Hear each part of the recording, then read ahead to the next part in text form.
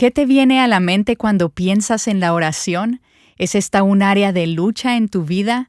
¿Y crees que realmente la oración tiene poder? Cuando pienso en la oración, me viene a la mente como ir a una fuente a beber agua.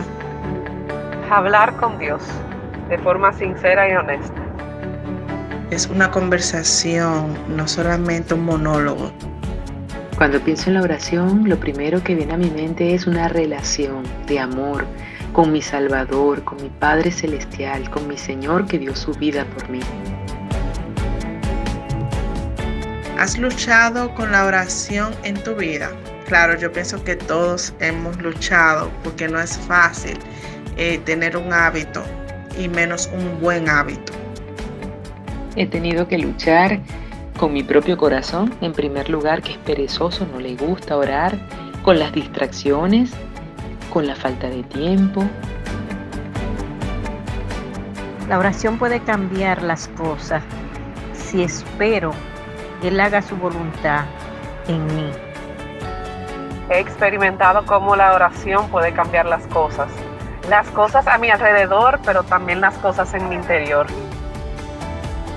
Tal vez el Señor decide no cambiar la situación, el problema, aquello por lo que estamos atravesando, porque Él tiene un propósito. No en cambiar las cosas, sino en cambiarme a mí, cambiar mi carácter, mi corazón.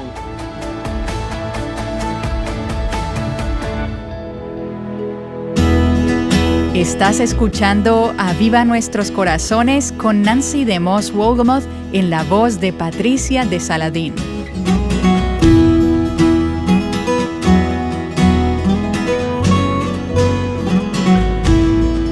Para muchas de nosotras, la oración es un área de lucha en nuestras vidas. Si has escuchado Aviva Nuestros Corazones por algún tiempo, sabrás que creemos que la oración es esencial para un avivamiento, y por eso nos encanta tratar este tema. De hecho, en el Manifiesto de la Mujer Verdadera decimos que oraremos por un movimiento de avivamiento y reforma entre el pueblo de Dios que resulte en el avance del reino y del Evangelio de Cristo entre todas las naciones. Y si no conoces este manifiesto, visítanos en avivanuestroscorazones.com y haz uso del buscador para saber más. Ahora, ¿cómo debemos orar? Esta fue una pregunta que los discípulos le hicieron a Jesús, y hoy queremos invitarte a que te unas a nosotras en un viaje a lo largo del Padre Nuestro para conocer el corazón de Dios respecto a la oración. Prepárate para este viaje adquiriendo el libro digital titulado El Padre Nuestro. Encuentra el enlace para adquirirlo en la transcripción de este episodio. Bueno, ¿lista para comenzar? Aquí está Nancy con nosotras. Recientemente me encontré con una colección de oraciones de niños, cosas que los niños le dicen a Dios, y tal vez hayas visto algunas de ellas. Esta es una. Querido Dios, en la iglesia nos hablan acerca de lo que tú haces. ¿Quién lo hace cuando estás de vacaciones? Y esta otra. Querido Dios, ¿realmente eres invisible o es un truco? Esa fue Lucy. Y Norman dijo, querido Dios, ¿tú quisiste que la jirafa se viera así o fue un accidente? Querido Dios, dijo Joy, gracias por mi hermanito pequeño, pero había orado por un cachorro. Y hablando de pedirle cosas a Dios, Bruce dijo, querido Dios, por favor envíame un potro. Nunca te he pedido nada anteriormente, puedes revisar. También, querido Dios, si tú me dieras a un genio una botella, como Aladino, yo te doy cualquier cosa excepto mi dinero o mi juego de ajedrez. ¿Y qué tal este? Querido Dios, tal vez Caín y Abel no se hubieran matado si hubieran tenido sus propias habitaciones. Eso funciona con mi hermano. Querido Dios, te apuesto que es muy difícil para ti amar a todos en el mundo entero. Solo hay 4 personas en mi familia y nunca puedo hacerlo. Y aquí hay uno de Donna, quien dijo, querido Dios, leemos que Thomas Edison hizo la luz, pero en el colegio dijeron que la hiciste tú, así que apuesto que él te robó tu idea. Sinceramente, Donna. Definitivamente hay que admitir que los niños son honestos, y es más de lo que podemos decir de nuestras oraciones muchas veces. Pero la manera de ser de los niños, infantiles, inocentes y simples, ¿Acaso no ilustran algunos de nuestros conceptos erróneos acerca de Dios? Algunos de nuestros conceptos erróneos acerca de la oración. Algunas de las preguntas que tenemos en nuestros corazones, aunque nunca lo digamos, acerca de por qué Dios hace lo que hace y cómo Él hace lo que hace. Y me hace pensar mientras las escucho y nos reímos de ellas, y son cómicas hasta cierto punto, pero me pregunto cómo muchas de nuestras oraciones, muchas de mis oraciones le suenan a Dios. Nuestras oraciones revelan mucho acerca de lo que pensamos. Ellas revelan mucho acerca de lo que hay en nuestros corazones. La oración, encuentro yo, es muy difícil para muchas personas que conozco. ¿Cuántas de ustedes pueden decir que luchan en esta área de la oración? Hay algunos aspectos de la oración que encontramos que son muy difíciles. Muchas de nosotras, por lo menos en ocasiones, nos sentimos culpables cuando pensamos en la oración, porque sabemos que deberíamos estar orando más de lo que lo hacemos. Y pienso que la mayoría de nosotras nos sentimos insuficientes. Hasta el mismo apóstol Pablo dijo, no sabemos cómo orar, no sabemos por qué cosas debemos orar, no sabemos cómo deberíamos orar por tantas situaciones diferentes. Y creo que muchas veces nos sentimos confundidas acerca de la oración, tal vez hasta inquietas o perturbadas hacia Dios. Tal vez no diríamos eso, pero a veces con la oración existe una extraordinaria y aparente falta de conexión entre la causa y el efecto. Las cosas por las cuales oras no suceden y las cosas por las cuales tú no oras sí suceden. Y tú dirás, no entiendo. ¿Será que la oración funciona o será que no funciona? Y muchas de estas cosas probablemente no las decimos en voz alta, pero sí sentimos la frustración. Muchas veces tenemos preguntas sin respuesta acerca de la oración. Cosas como, ¿por qué orar por algo si Dios ya lo sabe todo y Él es soberano? Él va a hacer lo que Él va a hacer. Entonces, ¿para qué siquiera orar? Muchas veces no verbalizamos estas preguntas y estos pensamientos, pero te confieso que la oración es un área muy, muy difícil en mi vida espiritual. Pero en los últimos años le he estado pidiendo al Señor que me enseñe a orar. Y como parte de esa búsqueda en los últimos meses, he estado estudiando y meditando en el Padre Nuestro. Él usó esa oración para enseñarle a sus discípulos a orar. Le he estado diciendo, Señor, enséñame a orar. Y esa petición me ha llevado a esta oración del Padre Nuestro. Y ha sido un estudio muy, muy enriquecedor. Y quiero compartir con ustedes algunas de las cosas que Dios me ha estado enseñando en estos pocos versículos que llamamos el Padre Nuestro, tanto en el Evangelio de Mateo como en el Evangelio de Lucas. Y quiero animarte a que mientras nos embarcamos en este estudio, tú hagas tu propia meditación y estudio acerca de esta oración. Muchas de ustedes ya lo tienen memorizado. Es muy familiar para la mayoría de nosotras. Hasta personas que no tienen una relación con Cristo pueden citarte el Padre Nuestro. Tal vez fueron criados recitándolo o en la iglesia y están familiarizados con ella. Quiero exhortarte durante los próximos días y semanas a orar esta oración y a pensar en ella mientras la oras, a meditar en ella como lo he estado haciendo yo, frase por frase, palabra por palabra, aplicándola y pidiéndole al Señor que trabaje ese aspecto del Padre Nuestro en lo más profundo de tu corazón. Y en estas primeras sesiones, antes de llegar a la oración en sí, creo que sería útil dar algo de trasfondo, un poco del contexto. ¿Dónde encaja el Padre Nuestro en las Escrituras? ¿Por qué está ahí? ¿Cómo establece Jesús la oración? Ve conmigo a las Escrituras, si puedes, al Evangelio de Mateo, al capítulo 6. Aquí es donde encontramos la forma más conocida y tradicional del Padre Nuestro, como se le llama, la oración del Señor. Mateo capítulo 6. Y esto cae dentro del contexto de lo que llamamos el Sermón del Monte. Mateo, los capítulos 5, 6 y 7. el primer sermón de Jesús y el más largo, el Sermón del Monte. Recuerda que en el Sermón del Monte, Jesús habla de la justicia. Él compara la justicia hecha por el hombre o los intentos del hombre para ser justo. Y cuando pienso acerca de la justicia del hombre, pienso en los fariseos que estaban allí presentes ese día, en la audiencia, o por lo menos algunos de ellos. Los fariseos sabían cómo ponerle el punto a la I y cómo cruzar la T, y verse bien y comportarse bien y hablar bien. Y Jesús habló acerca de la clase de justicia que ellos tenían, la justicia externa, la justicia que era visible, que podía ser vista. Pero él entonces la contrastó con la justicia de Dios, la verdadera justicia, que es un asunto del corazón.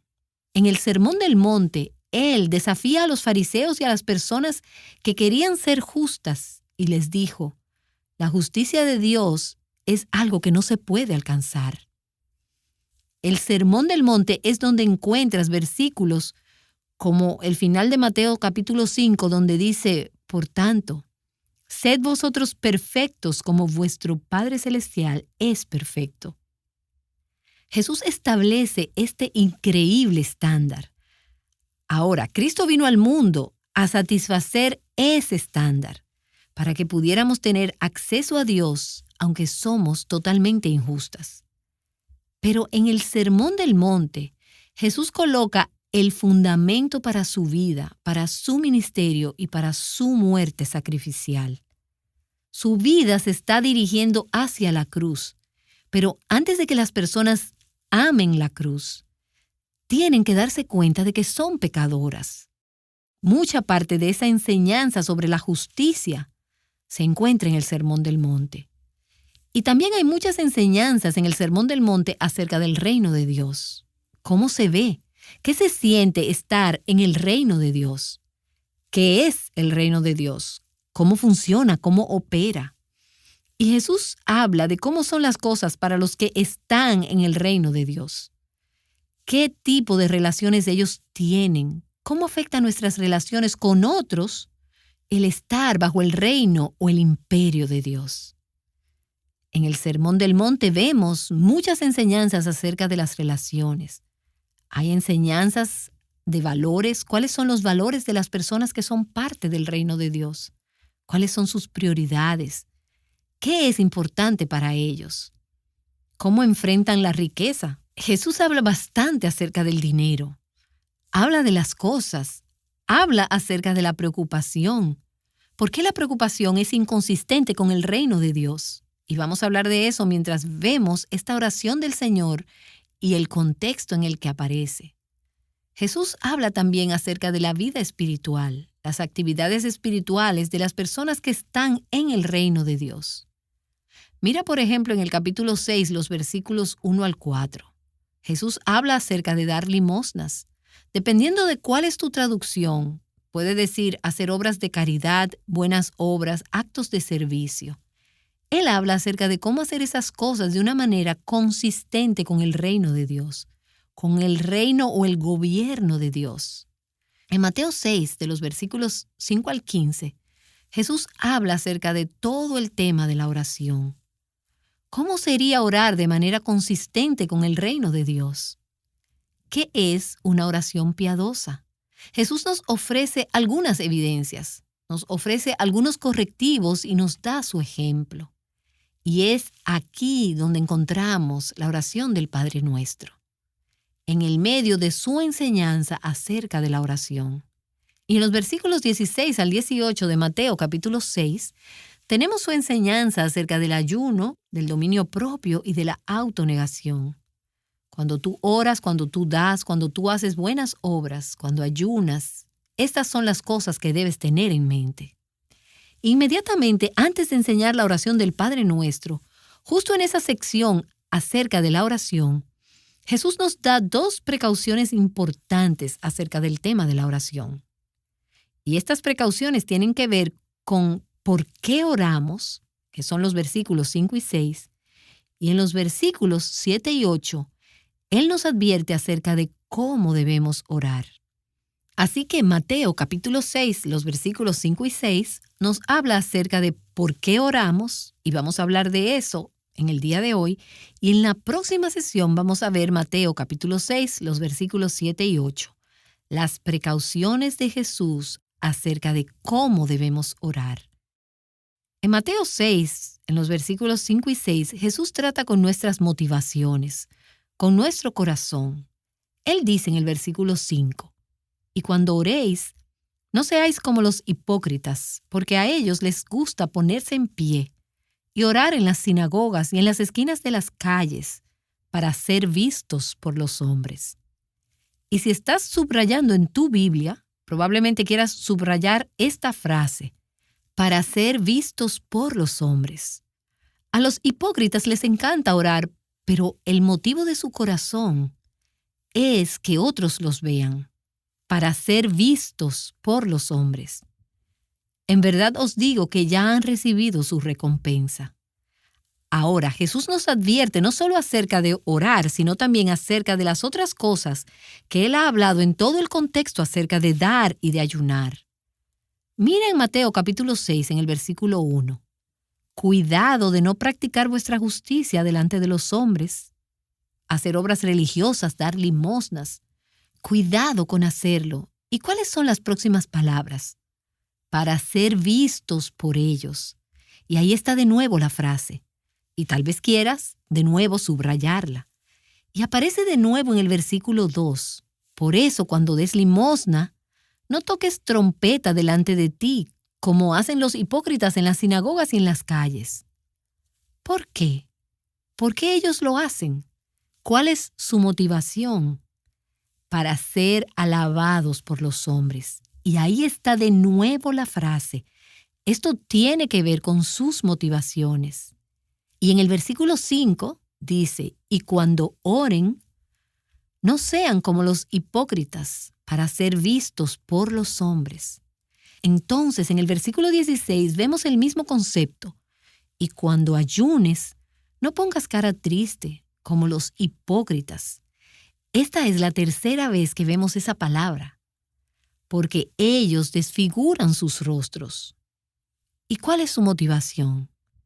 Para mostrar a los hombres que están ayunando. Jesús dice, en todas estas cosas que haces, estos actos de justicia, estas obras espirituales, en tu espiritualidad, guarda tu corazón y revisa tus motivaciones. ¿Estás haciendo estas cosas para ser vista por otros? Y vimos la palabra hipócrita 3 veces, solo en esos primeros 16 versículos. Y esa palabra es en realidad un término que proviene del teatro griego, que tiene que ver con un personaje que se ponía una máscara. No podías saber por la máscara quién era la persona detrás de ella. Estaban poniendo una pantalla, estaban poniendo una imagen, tratando de convencerte de que eran alguien que en realidad no eran. Estaban actuando. Eso es un hipócrita. Y Jesús te dice, cuando oras, cuando das, cuando ayunas, cuando haces obras religiosas buenas, hazlas, pero no las hagas como los hipócritas. No te pongas una máscara. No quieras lucir de una forma para que otras personas crean que tú eres espiritual, aunque realmente no lo eres. No lo hagas para exhibirte delante de los demás, para anunciar tu justicia. Eso era lo que hacían los fariseos. A ellos les encantaba orar. ¿Pero dónde les encantaba orar? Donde todos los vieran. Pero a Dios no le agrada eso. Esas personas tienen su recompensa. Ellos están tratando de impresionar a los demás. Y no sé si esto es una lucha para ti, pero es un gran tema en mi vida. Cuando estás involucrada en un ministerio público, se puede convertir en un reto aún mayor. Y esto es una batalla sutil de la carne. Y solo Dios conoce cada uno de nuestros corazones. No conozco tu corazón con respecto a esto, pero sí te puedo decir del mío. Tú no conoces cuáles son mis motivaciones cuando enseño la palabra de Dios, cuando oro, cuando sirvo, cuando bendigo a alguien. Tú no sabes qué hay en mi corazón. Tú no sabes por qué lo estoy haciendo, pero Dios sí lo sabe. Jesús dijo que debes revisar tu propio corazón y pedirle a Dios que te enseñe cuáles son tus motivaciones. Y encontré que este deseo secreto, sutil y oculto de causar una buena impresión es algo que mancha todo lo demás que yo hago.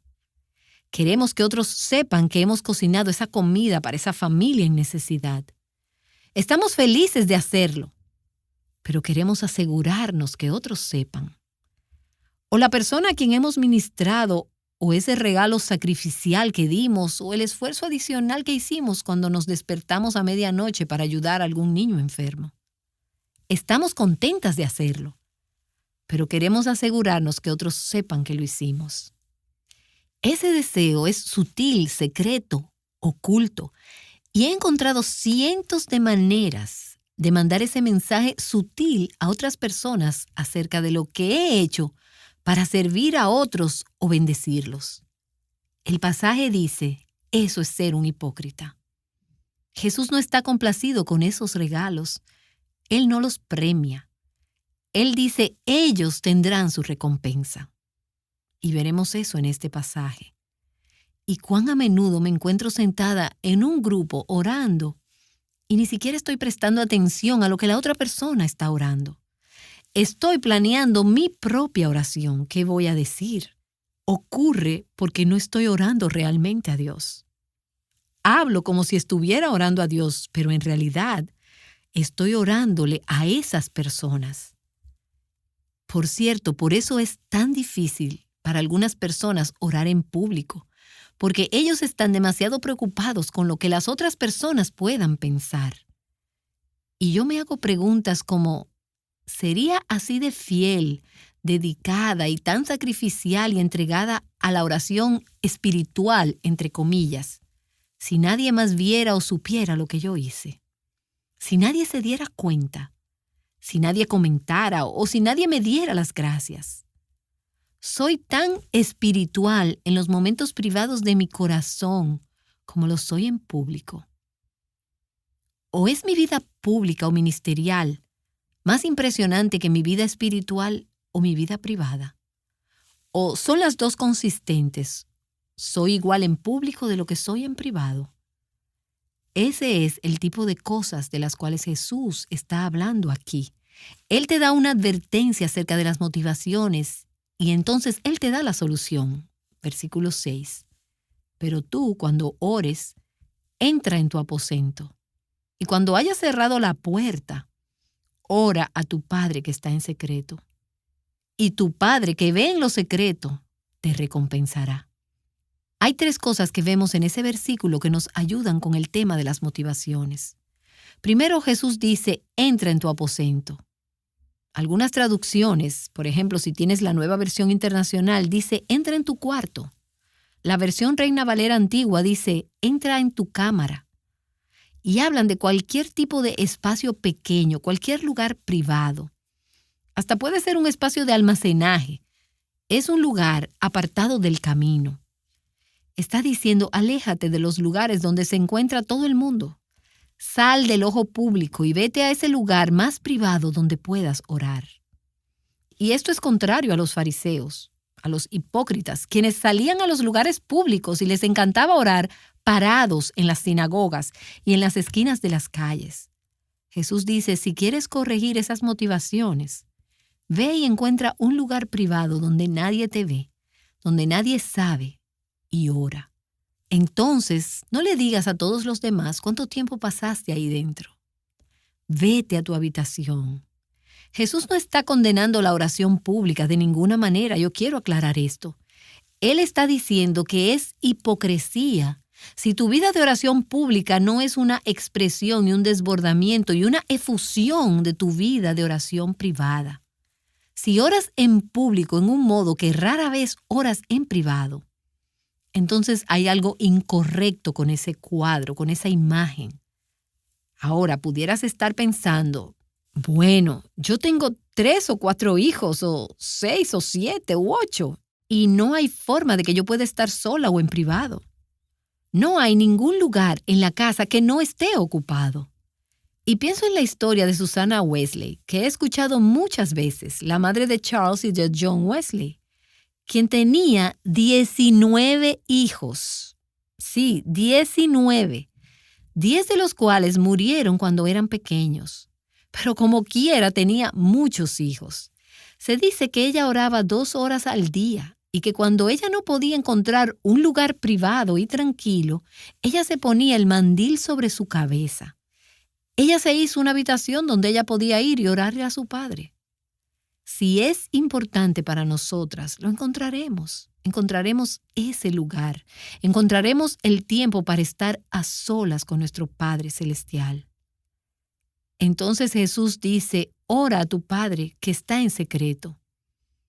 Cuando entres a ese lugar privado, ora a tu Padre. Ahora, eso es en contraste con los hipócritas de quienes acabamos de leer, a quienes les gustaba orar en los lugares públicos para que otros los oyeran. Y mientras estudiamos la oración del Padre Nuestro en las próximas sesiones, vamos a ver que estos son pensamientos que necesitamos dirigir a nuestro Padre que está en los cielos. No hay nadie que pueda responder esas oraciones aparte de Dios. ¿Quieres que tus oraciones sean contestadas? No le ores a los hombres, órale a Dios. Y Jesús dice que tu Padre, que ve en lo secreto, te recompensará. Él nos dice que nuestras oraciones, nuestras actividades espirituales serán recompensadas. Y la palabra recompensa es usada 7 veces en los primeros 18 versículos de Mateo capítulo 6. La palabra recompensa significa tu remuneración, tu premio, tu compensación. No hay nada de malo en querer ser recompensado por orar o por servir al Señor o por dar. La pregunta es, ¿quién quieres que te recompense? ¿Quieres ser recompensada por los hombres o quieres ser recompensada por Dios? Son nuestras motivaciones al servir, nuestras motivaciones al dar, nuestras motivaciones al orar, lo que determinan nuestra recompensa. Dios dice, ora con un corazón sincero y yo voy a recompensar tus oraciones. Déjame recordarte que nuestras oraciones no necesariamente van a ser recompensadas inmediatamente. A veces, con algunas oraciones, estamos sembrando las semillas de una cosecha que no se va a ver en los próximos años. Yo estoy experimentando en mi vida hoy las respuestas a oraciones que mi papá hizo de rodillas hace 30, 40 o más años. Él oró y Dios está contestando esas oraciones. Él partió a la presencia del Señor hace muchos años ya, pero Dios está contestando esas oraciones en mi vida al día de hoy. Sus oraciones están siendo recompensadas. Ora a tu Padre que está en secreto. Y tu Padre, que ve en lo secreto, te recompensará abiertamente. Wow, esto que hemos estado escuchando nos hace examinar lo más profundo de nuestros corazones, y es algo que podemos hacer en este momento en oración. En este primer episodio de la serie El Padre Nuestro, Nancy nos ha ayudado a ver el contexto de la oración. Mañana veremos que la invitación a orar es para todos y también veremos una advertencia. Ahora oremos con Nancy. Padre, te doy las gracias a ti por usar este pasaje para examinar mi propio corazón y por darme convicciones acerca de las motivaciones de mi corazón que son hipócritas. Gracias también por trabajar en mi corazón, por sacar ese amor sutil y secreto por la alabanza de los hombres. Señor, solo quiero decirte que yo anhelo tener un corazón puro. Yo quiero orarte y servirte y que todo sea para tu gloria, para tu deleite y para tu recompensa, no para impresionar a los demás. Señor, purifica mi corazón, purifica nuestros corazones. Y mientras nos embarcamos en este estudio del Padre Nuestro juntas, oh Señor, nos enseñarías a orar. Te pido esto en el nombre de Jesús. Amén. Aprendiendo a Orar, juntas, Aviva Nuestros Corazones es un ministerio de alcance de Revive Our Hearts.